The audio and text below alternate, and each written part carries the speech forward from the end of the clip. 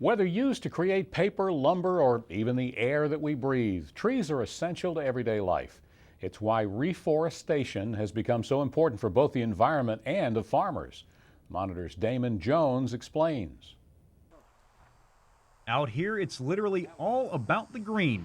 And we're not just talking pine needles. Thanks to tree stands like this one, farmers are helping the environment out by keeping the tree population up while also making a long-term investment. It's something Forestry Commodity Committee Chairman John Mixon says is a win-win proposition.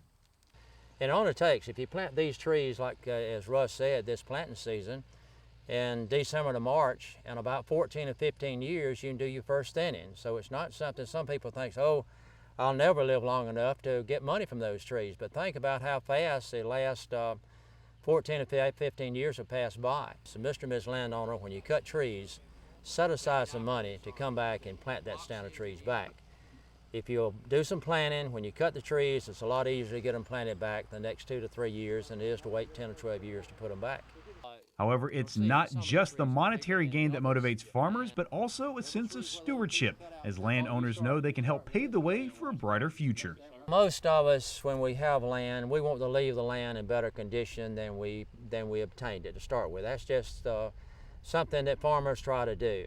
And we're all concerned about our kids.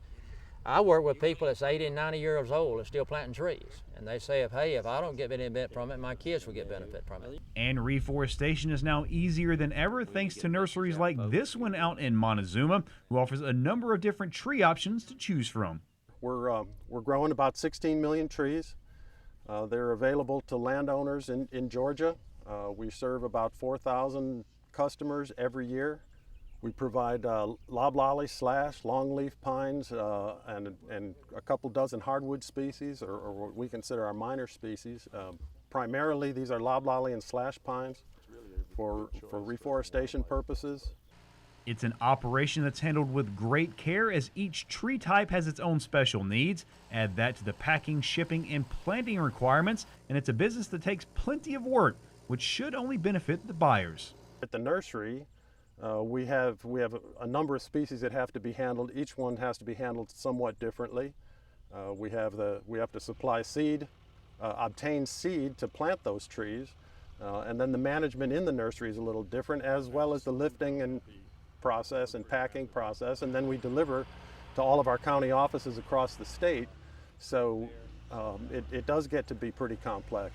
In addition to the nursery, there's also this seed orchard, which serves as a harbinger for the breeding program. It's a project that allows for research on how to make improvements on the trees being planted.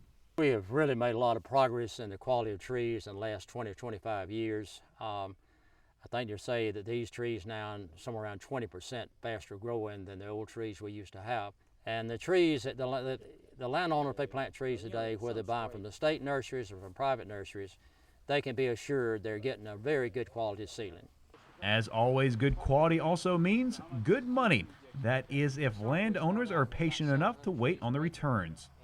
A lot of these trees can go for chip and saw, which could make boards now, or go for saw timber.